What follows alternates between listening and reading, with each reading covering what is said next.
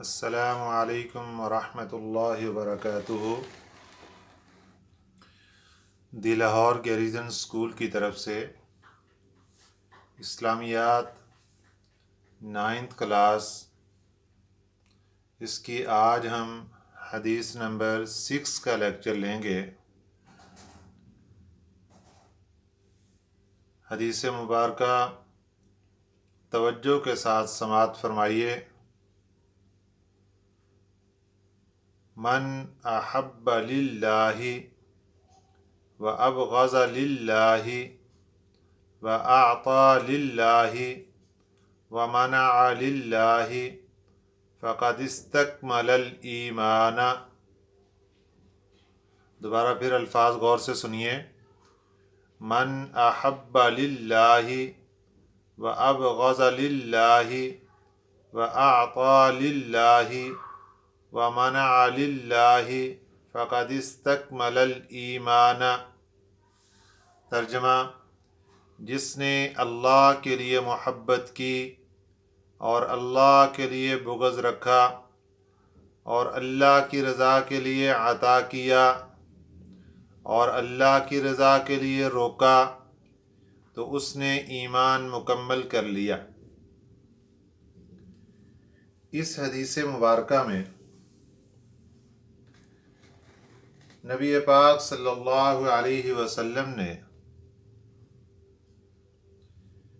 ایمان کے مکمل ہونے کے 4 اصول اور ضابطے بیان کیے ہیں۔ سب سے پہلا اصول، انسان کسی سے محبت کرے تو اللہ کی رضا کے لیے کرے۔ دوسرا اصول، انسان کسی سے بغض رکھے تو اللہ کی رضا کے لیے رکھے۔ تیسرا اصول، انسان کسی کو کچھ عطا کرے تو اللہ کی رضا کے لیے کرے۔ چوتھا اصول، انسان کسی کو کچھ دینے سے ہاتھ روکے تو صرف اور صرف اللہ کی رضا کے لیے روکے۔ یہ 4 اصول اور ضابطے ہمارے نبی صلی اللہ علیہ وسلم نے اس حدیث مبارکہ میں بیان فرمائے ہیں، جو کہ ایمان کے مکمل ہونے کے لیے 4 ضابطے قرار دیے گئے ہیں۔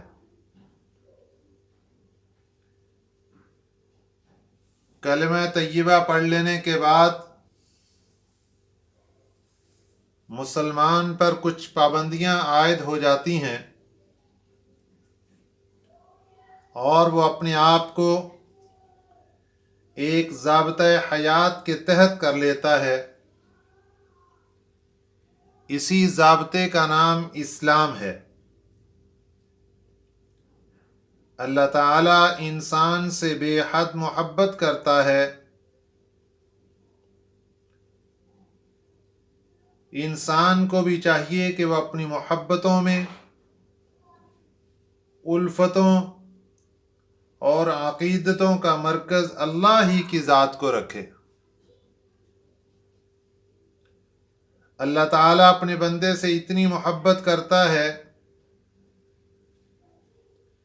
کہ اتنی محبت ایک ماں بھی اپنی اولاد سے نہیں کرتی،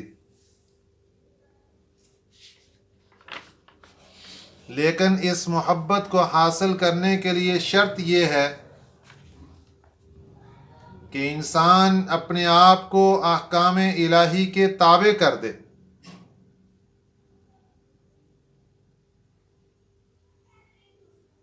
اللہ رب العزت قرآن پاک میں ارشاد فرماتے ہیں، اے ایمان والو،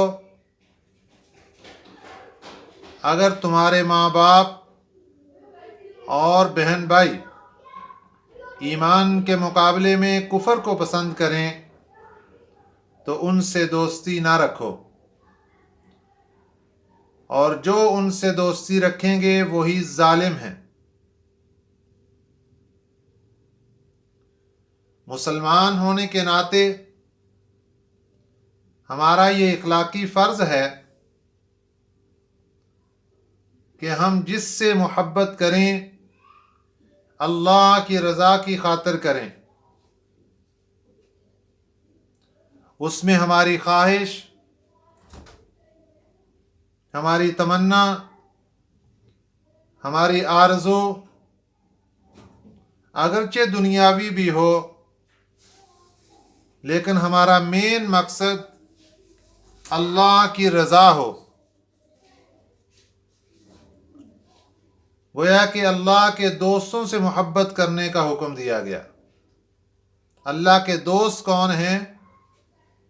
انبیاء ہیں، رسول ہیں، صحابہ اکرام ہیں، شہداء ہیں، صالحین ہیں، اولیاء ہیں، مجاہدین ہیں، صدیقین ہیں، حلال روزی کمانے والے ہیں۔ نبی پاک صلی اللہ علیہ وسلم ارشاد فرماتے ہیں کہ دین کے علماء اور طلباء کو حضور اکرم صلی اللہ علیہ وسلم نے اپنا اور اللہ کا دوست قرار دیا ہے۔ ایک دوسری حدیث مبارکہ میں میرے نبی صلی اللہ علیہ وسلم ارشاد فرماتے ہیں، افضل عمل اللہ کی خاطر محبت کرنا اور اللہ کی خاطر بغض رکھنا ہے۔ ایک اور مقام پر حدیث قدسی میں ذکر ہے، امام مالک رحمۃ اللہ علیہ سے روایت ہے، نبی پاک صلی اللہ علیہ وسلم ارشاد فرماتے ہیں کہ اللہ تعالیٰ ارشاد فرماتے ہیں کہ ان لوگوں کو پیار کرنا مجھ پر لازم ہے جو ایک دوسرے سے میری محبت کے سبب پیار کرتے ہیں، اور میری محبت میں ایک دوسرے کے ساتھ بیٹھتے ہیں، اور میری محبت میں ایک دوسرے کے لیے اپنی جان اور مال وقف کرتے ہیں۔ یعنی ان کا صرف اور صرف مقصد اللہ کی رضا ہوتا ہے۔ ہمارا جو علماء کے ساتھ پیار محبت ہوتا ہے اس میں کوئی دنیاوی لالچ، کوئی تمنا نہیں ہوتی، وہ صرف اور صرف اللہ کی رضا کے لیے ہوتا ہے۔ دینی علوم پڑھنے والے طلباء کے ساتھ، معصوم بچے جو قرآن پاک پڑھنے والے ان کے ساتھ ہمارا جو پیار اور محبت والا رویہ ہوتا ہے وہ صرف اور صرف اللہ کی رضا کے لیے ہوتا ہے، ورنہ ہماری دنیاوی تو ان سے کوئی تمنا نہیں ہے۔ تو یہ جو پہلا اصول ہے کہ انسان کسی سے بھی محبت کرے تو وہ صرف اور صرف اللہ کی رضا کے لیے کرے۔ دوسرا اصول، انسان کسی سے بھی بغض رکھے تو وہ بھی اللہ کی رضا کے لیے رکھے۔ پہلی بات تو یہ ہے کہ مومن کسی سے ذاتی دشمنی یعنی بغض وغیرہ رکھتا ہی نہیں، اگر رکھتا بھی ہے تو اس کی دشمنی صرف اور صرف اللہ کے دشمنوں سے ہوتی ہے۔ اللہ کے دشمن کون ہیں؟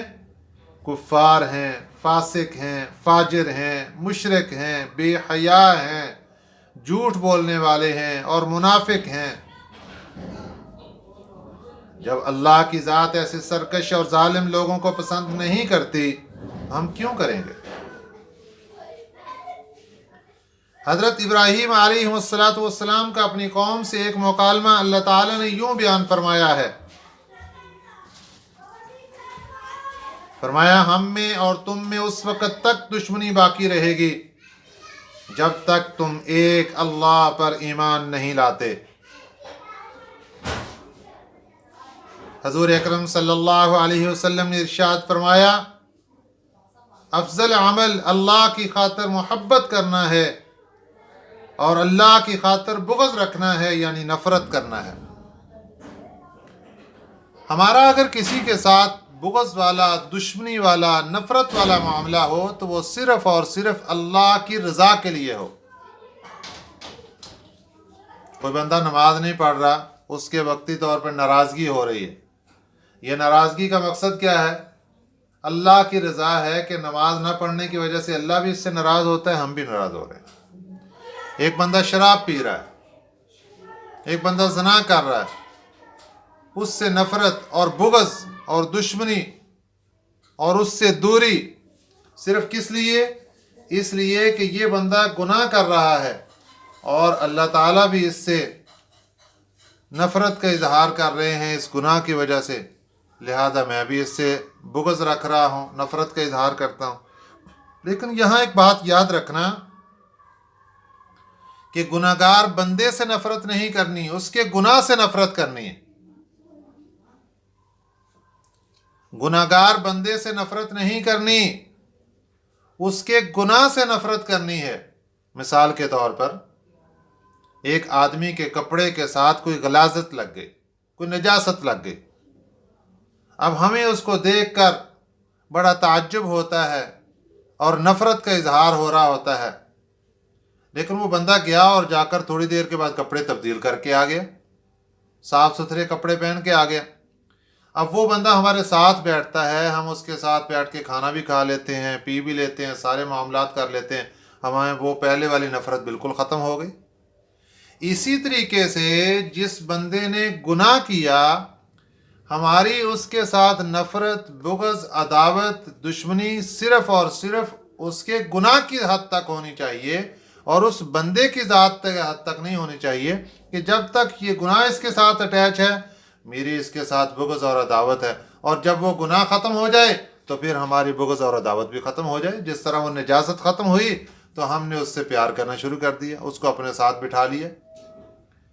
تو ہمارا جو بغض اور عداوت کا جو مقصد ہے وہ صرف اور صرف اللہ کی رضا ہو کہ اللہ تعالیٰ اس بندے کو پسند نہیں کرتے، لہذا میں بھی اس کو پسند نہیں کرتا. تیسرا اصول میرے نبی صلی اللہ علیہ وسلم نے ارشاد فرمایا کہ کسی کو کچھ عطا کرے تو اللہ کے لیے کرے. مومن اپنا مال اللہ کی راہ میں صرف اللہ کو راضی کرنے کے لیے خرچ کرتا ہے، ریاکاری، دکھاوا نہیں کرتا. زکوٰۃ ہے، صدقہ ہے، خیرات ہے، یہ اسی وقت قبول ہوتے ہیں جب مقصد صرف اور صرف اللہ کی رضا ہو. اللہ رب العزت فرماتے ہیں من ذا الذی یقرض اللہ قرضا حسنا، کون ہے جو اللہ تعالیٰ کو قرض حسنا دے. اور ایک دوسرے مقام پر ارشاد فرمایا وَيُطْعِمُونَ الطَّعَامَ عَلَى حُبِّهِ مِسْكِينًا وَيَتِيمًا وَأَسِيرًا إِنَّمَا نُطْعِمُكُمْ لِوَجْهِ اللَّهِ لَا نُرِيدُ مِنْكُمْ جَزَاءً وَلَا شُكُورًا.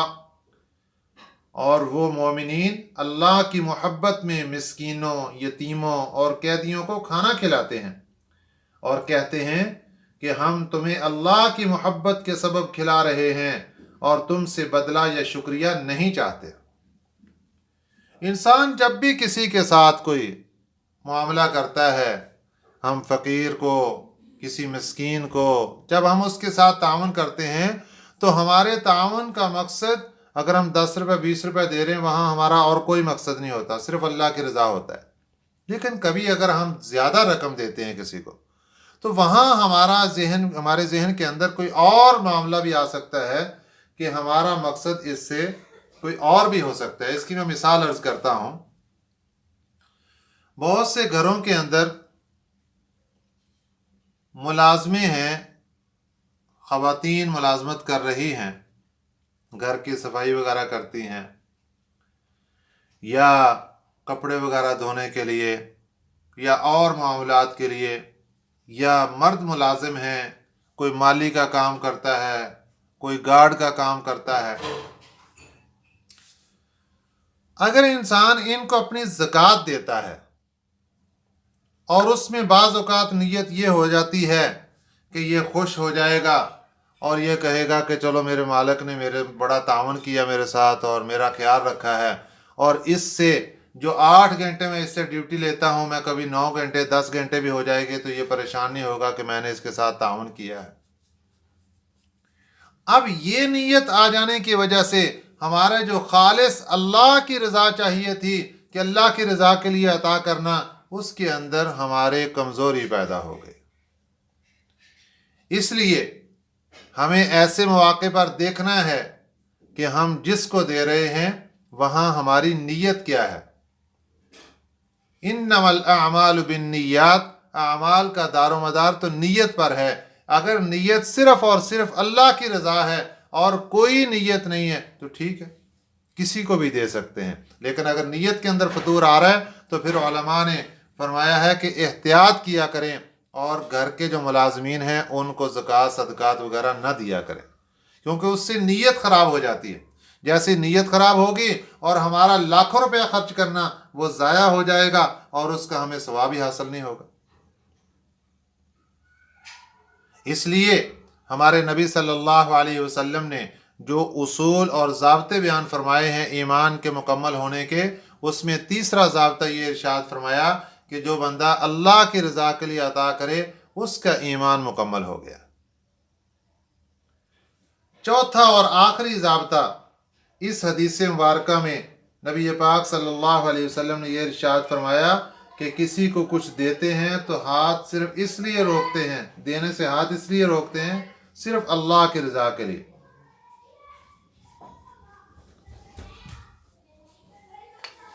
اس کی مثال میں عرض کرتا ہوں،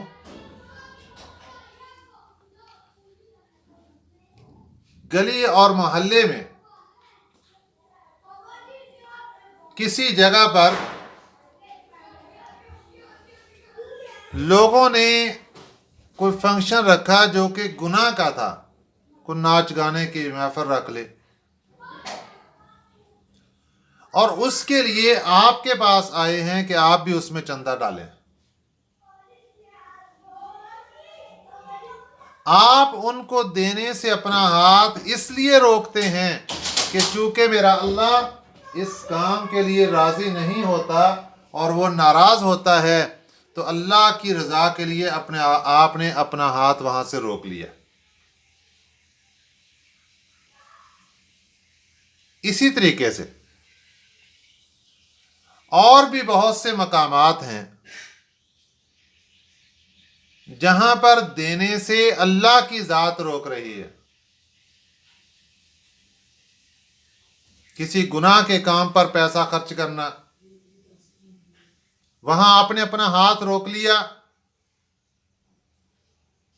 کہ اللہ ناراض ہو جائیں گے اگر میں نے اس گناہ پر پیسہ خرچ کیا تو آپ نے اللہ کی رضا کے لیے روک لیا۔ تو یہ بھی ایمان کے مکمل ہونے کی علامت اور نشانی ہے۔ اس لیے حدیث مبارکہ میں ہمارے نبی صلی اللہ علیہ وسلم نے 4 اصول اور ضابطے بیان فرمائے، جن میں چوتھا ضابطہ یہ ہے کہ جو اللہ کی رضا کے لیے روکے اس کا ایمان مکمل ہو گیا۔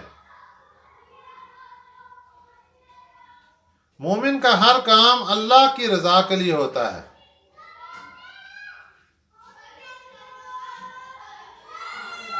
فرمایا،